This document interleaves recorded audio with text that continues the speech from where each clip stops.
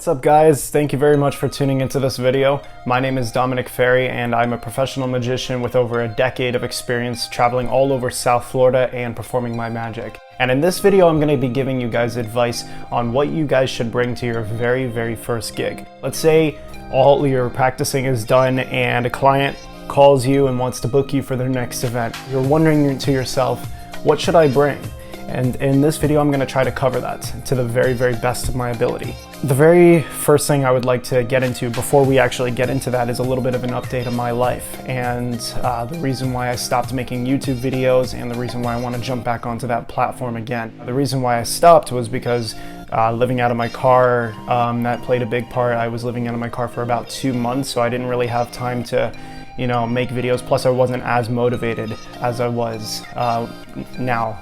But I do have a place that I'm living and I'll do like a little tour one of these days, maybe in a future video. Also, just didn't have the right equipment for it at the time. Now I kind of am like budgeting myself, getting more equipment to be able to do this with. Editing I've gotten a lot better at as opposed to in recent years. So I want to get back into the YouTube platform, maybe post like 1 video a week or maybe 2 a week, see how well that does, and then maybe jump from there, maybe multiple videos a week. But I do want to engage with my audience a little bit more and become a little bit more well-known as a performer. But that's a little bit of an update. I will probably do a video in the future of the story about how I was living in my car, how I was homeless for about 2 months. But anyways, moving apart from that and onto the actual subject of the video. So you guys are wondering what to bring to your gig.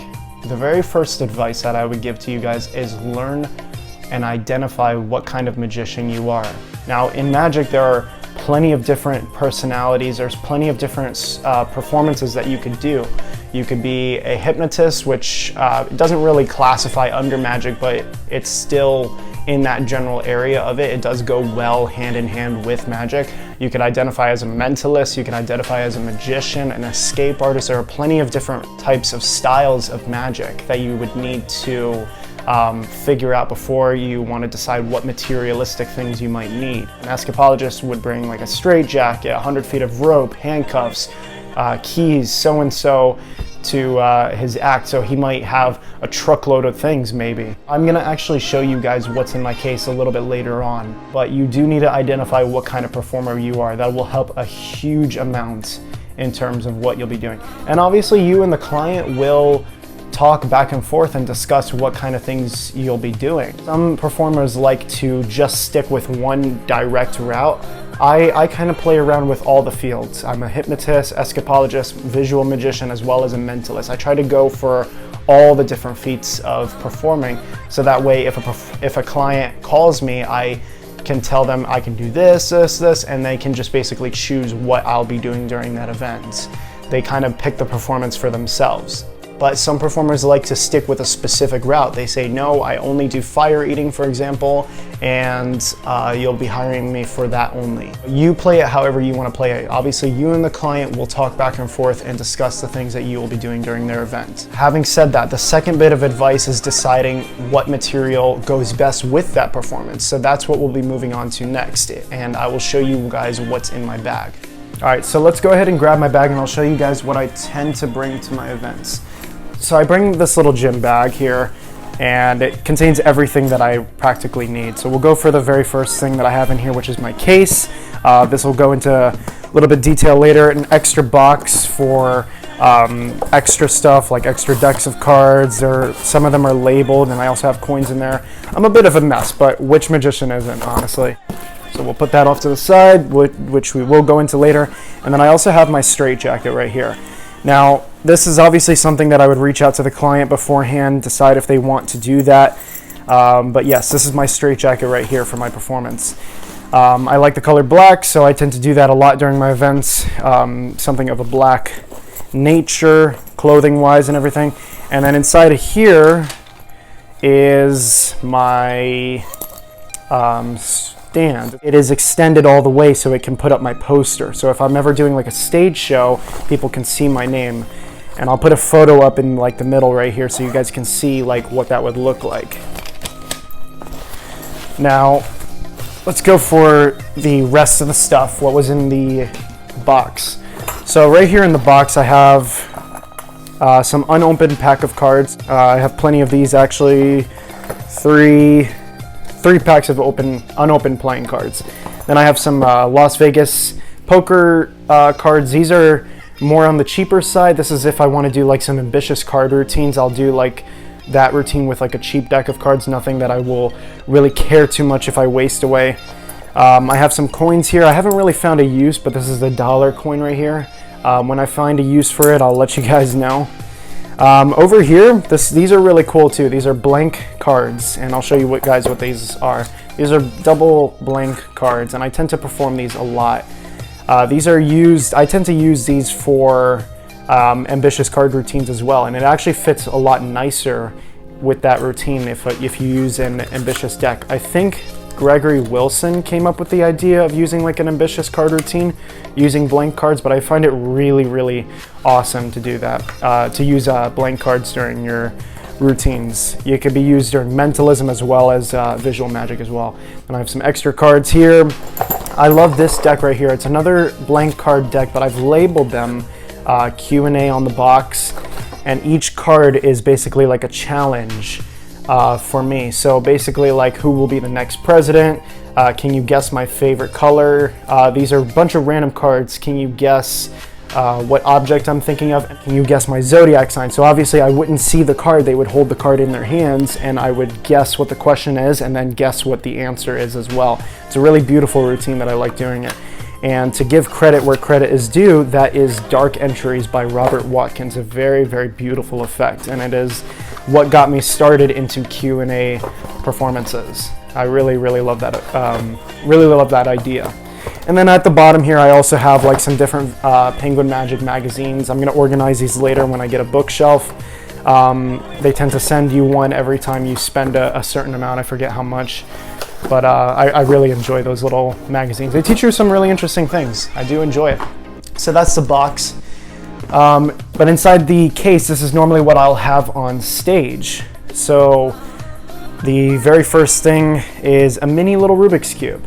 So sometimes when I do my Rubik's Cube magic, I'll have it, and this is turnable as well, which I find really fascinating.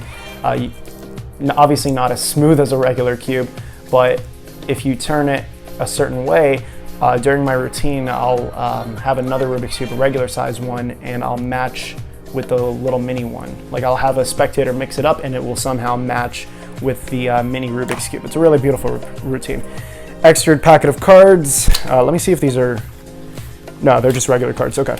And then inside here, this is like a little nice pouch that I keep a deck of cards in, but these are more for like cartomancy routines. And if you guys don't know what cartomancy is, it's basically the idea of doing tarot card readings but with playing cards.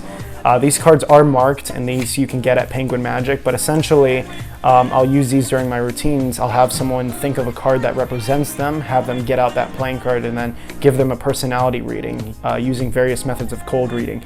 But I keep it in this little pouch as it gives like a little bit of a mysterious vibe to it. Like, if you get, and the box is kind of old as well too, like it has some age to it. So getting a deck of cards out of a pouch that makes it look like a psychic reading in a way, it looks really cool for like close-up magic. And then I have some more coins for like coin routines. One of them is bent. Fun fact, all these coins have matching years, so I can use them for a bunch of different things. I also have 2 packs of Sven pads, and if you ever are thinking of getting into mentalism in any way, shape, or form, I will always suggest starting out with Sven pads. Sven pads are a beautiful, beautiful way to perform magic. They're just so awesome. I would recommend them highly if you're thinking of getting into mentalism. Then I have a series of index cards here as well. I tend to do center tears, billet readings, things like that. I don't think these are marked, but these are made in decks of cards. And then last but not least, I have a ton of markers. Now normally, I won't keep that entire bag that I just showed you. Normally I'll just go with this. And obviously the table with the close-up pad and the table itself I'll bring to the events as well. But normally it's just this case here. The reason why is because And not to sound cocky or egotistical in any way, but it's because of the knowledge that I have with mentalism that I can literally pick up a random shuffled pack of cards and be able to perform a beautiful routine with it because of the years of experience that I have with that. Beginning magicians, they might want to bring a whole bunch of stuff to their show just in case one thing doesn't work out. They have so many different objects that they can use. But I tend to keep it just close knit with like maybe a couple cards, the index cards, because I know how I can make those stuff last throughout the night. During like your close-up set, you can just bring a deck of cards and it won't get boring because of how you script your performance, how you frame the playing cards. What do these playing cards represent in your performance? If you're just saying, oh, I'm gonna do a card trick with you, boom, here we go, let's do another, then yes, of course it's gonna get boring. Of course the audience is gonna lose their attention. But it all comes down to storytelling as well. How you draw the audience in is what makes the show a good show as opposed to a bad show. As a beginning magician, yeah, I wouldn't blame you if you wanted to bring a whole bunch of things, a thumb tip, you know, a handkerchief, sponge balls, a bunch of stuff to your performance, and that's okay. That's completely fine. Me personally though, I wouldn't go that route. That's just my story, is I don't want to, you know, bring a whole bunch of stuff and, you know, have too much to carry, because there have been times where I would go out and do a street magic show with my friends, you know, just for fun. We would go after school and just go to a nearby mall and just perform all over the place. And I would literally have a bag full of everything. But I didn't need all that stuff, because I found that when I was doing these routines, I was barely using like a quarter of the things that I was bringing. You know, I would just use maybe a pack of cards, or I would just use those index cards for like billets and stuff like that. So I didn't really need all the stuff that I would bring to events. When it comes to what you should bring to your performance, you need to first identify what the type of performance is. Number two, identify what materials go with that performance. So we've already covered this right here. This goes well with my mentalism performance. Now, number three, you need to determine what stuff outside of the gimmicks that you will be bringing to the show. So this is the headset that I use for my events if I'm doing like a stage show or whatnot. I got this on Amazon for about 30 bucks plus the shipping for overnight. So it was really cheap and it helped me out a lot. You could also detach this and use it as a handheld mic if you would like. And this is Bluetooth, so you have your other end right here with the charger, and you can connect that into a speaker to be able to have a sound. In conclusion, we have the very first step, which is identifying what kind of performer you are, what kind of show you'll be providing.